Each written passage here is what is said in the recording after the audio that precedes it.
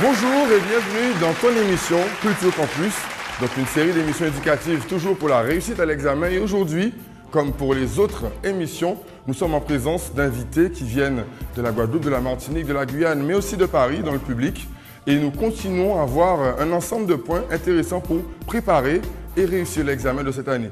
Nous avons la présence sur le plateau de M. Gérardin, en charge de l'orientation à l'Université des Antilles et de la Guyane, Mademoiselle Kelly Faubert, donc la marraine Guyane de la campagne pour la réussite à l'examen, ainsi que la présence de Kevin Florian, délégué jeunesse au niveau du CDJ de la Martinique. Alors, avant de rentrer un peu dans le vif du sujet, et avec l'accord du public, j'espère, je voulais poser une question à M. Gérardin. Quand on est en charge de l'orientation et qu'on voit un peu les jeunes qui vont passer l'examen, mais sans conviction, sans savoir ce qu'ils vont faire, est-ce que par rapport au thème d'aujourd'hui, à savoir l'importance de l'orientation, vous auriez quelque chose à rajouter? Oui, d'abord je salue le public et l'ensemble des téléspectateurs, d'ailleurs les deux co-invités et cette initiative heureuse de Culture Campus. Pour répondre à votre question, je dirais oui et non. Oui, c'est toujours utile aux jeunes, qu'ils soient lycéens préparant leur bac ou préparant un BTS ou préparant une licence, que d'essayer de définir une orientation professionnelle, un objectif en fait professionnel d'emploi, de métier, de fonction dans une entreprise, une administration ou autre, une association, parce que ça aide à désacraliser la formation en tant que telle. La formation devient un des outils parmi l'autre qui va permettre d'accéder à son objectif. Mais en même temps, il ne faudrait pas trop se précipiter à choisir, parce qu'on se sent forcé par une dictature de l'insertion professionnelle, à choisir trop tôt ou trop vite un métier qu'on n'aimerait pas faire, ou que nos parents nous disent qu'il faudrait faire, que vos parents, pardon, autant pour moi, ce que mes parents ont pu faire avec moi aussi à une certaine époque. Et il faut aussi laisser le temps de mûrir les projets, et notre université, l'Université des Antilles et de la Guyane, propose à l'ensemble des étudiants, sur tous ces cycles, de licence, de master, et même à l'école doctorale, des séminaires, des professionnels qui viennent aider les jeunes à construire leurs projets professionnels, à acquérir des outils d'aide à l'insertion professionnelle, mais le plus important, c'est d'acquérir une capacité d'analyse, de synthèse, d'abstraction, qui permet à chacun d'entre nous et d'entre vous de pouvoir s'adapter à des situations évolutives et changeantes. Et c'est en ayant ces connaissances de base, théoriques et fondamentales, qui sont les outils, les instruments de la liberté individuelle, qui permet ensuite de mieux choisir sa voie professionnelle. Vous avez aussi parlé de l'entourage qui est aussi une partie du thème d'aujourd'hui. Je veux savoir sur cet aspect de l'influence de l'entourage, de l'environnement en général, quand un jeune va passer des examens. Quel est votre avis dessus, Kelly Faubert, en tant que marraine justement de cette campagne pour la réussite à l'examen en Guyane? Il y a déjà l'entourage scolaire, c'est-à-dire les personnes qu'on fréquente, ce qui va définir la façon dont on travaille. Est-ce qu'on préfère travailler en groupe ou alors plus tout seul? Parce que bon, chacun a sa méthode de travail et de réussite, entre guillemets. Il y a aussi l'entourage familial, comme M.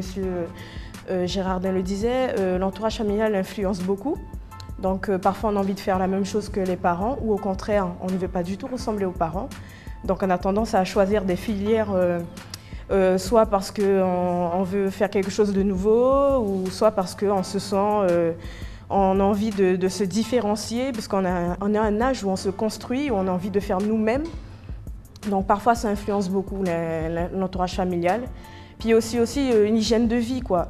Les gens qui pratiquent du sport, une activité, un loisir à côté, ont plus tendance à gérer leur stress, et donc à avoir des capacités beaucoup plus faciles à acquérir une réussite scolaire et à définir parfois des objectifs professionnels, puisque bon, le sport en général, on nous pousse à aller au bout de nos capacités, à se surpasser, à avoir des objectifs, et parfois ça joue sur le cursus scolaire aussi. On voit que ceux qui pratiquent du sport ont plus de facilité après.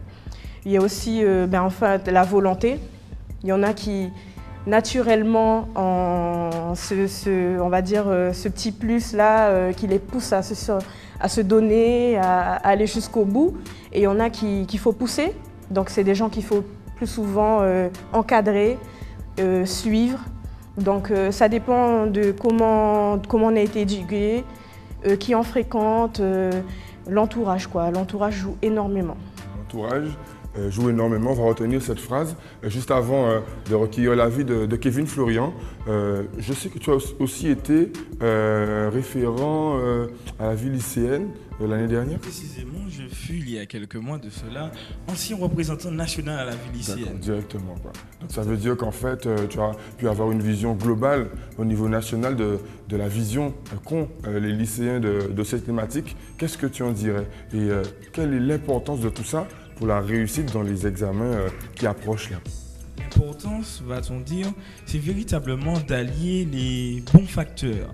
Une fois qu'on a ces bons facteurs, cette addition donne une alchimie, et cette alchimie, c'est la réussite. Et il ne faut pas avoir peur justement de rater, si on prend d'un point de vue métaphorique, de rater la formule pour justement réussir à aller plus loin. Et pour aller plus loin, eh bien, il faut faire des essais, des tests, des expériences dans la vie. On prend, comme on dit, pardonnez-moi l'expression, des fois par moment on dit, on prend des petits sauts, va-t-on dire, de la vie. Et bien véritablement, ça permet d'avancer. On tire, on va dire, le mauvais pour aller vers le bien. Voilà. Et concernant précisément l'objectif professionnel, étant jeune toi-même, tu dois constater, comme nous tous ici, que très peu d'entre nous savent qu'est-ce qu'ils vont faire après. Donc, si on n'est pas motivé, si on ne sait pas ce qu'on veut faire, est-ce que c'est pas un peu normal qu'on laisse tomber et qu'on ne réussisse pas l'examen? Va-t-on dire oui et non? Pourquoi? Parce que dans notre vie, et ça revient encore à ce mot qui est très important et va-t-on dire qui est essentiel, le mot environnement. On va peut-être même rencontrer un inconnu dans la rue et qui va peut-être nous éclairer, nous faire réfléchir, nous pousser à raisonner et à faire ce qu'on appelle notre propre recherche. On ne sommes pas obligés véritablement de savoir ce que nous allons faire demain, c'est-à-dire un métier précis, être docteur. Le mieux est de savoir véritablement ce qu'on veut faire. Donc par exemple, aider les autres. Et en fait, quand on a ciblé cet objectif-là, à partir de là, les choses peuvent se dérouler, surtout si on a l'accord et le soutien de l'entourage. Avant de recueillir l'avis du public ici présent, on va regarder un micro-trottoir que nous avons réalisé sur ce sujet. Le rôle de l'environnement dans la préparation de l'examen, pour moi, je pense que ce n'est pas vraiment important. Tout dépend de la motivation de la personne, si elle a envie de travailler, même malgré ses conditions, si elle est vraiment motivée, peu importe l'environnement, elle peut se débrouiller. Je pense que pour les études, ça dépend des gens. Chacun a sa personnalité, mais bon, je pense que dans la globalité, c'est quand même mieux si on a un entourage qui est là avec nous, qui nous encadre, qui nous aide, qui nous pousse de l'avant, quoi. Parce que si tu n'as personne qui t'aide, ben bon, tu vas peut-être perdre la foi ou tu n'auras plus le courage d'aller devant. Donc je pense que bon, c'est assez important. Hein. Moi, en tant qu'expérience personnelle, j'ai pas eu grand monde pour m'aider. J'ai quand même réussi. Je pense que ça dépend de la mentalité et puis de la personne. Si on a dans quel réseau on a été éduqué à peu près. Et puis bon, si on est fort ou pas. Ça dépend des gens. Donc bon, moi j'ai réussi à me débrouiller sans trop d'aide, avec quelques problèmes familiaux et tout ça. Mais bon, voilà. Et bon, je pense que ça dépend de la personne. Hein. Le fait d'avoir quelqu'un autour de toi, c'est toujours bien. Mais on peut minimiser dans le sens où ce serait bien que tu aies au moins une ou deux, trois personnes autour de toi. Parce qu'à la base, avoir juste 2-3 personnes autour de toi, mais des personnes que tu connais, gens comme nous, on est ensemble là, on peut se dire que si on est ensemble, on a un objectif commun, c'est clair qu'on fera tout pour y arriver.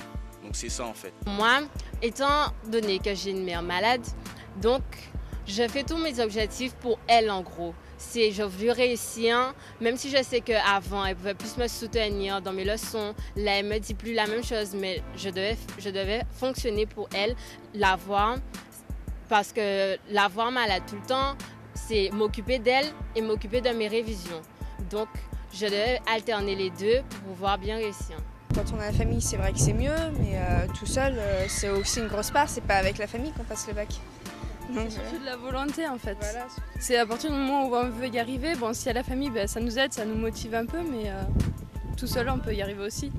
Tout au long de l'année, ils sont en contact avec les professeurs pour leur indiquer les conseils individualisés.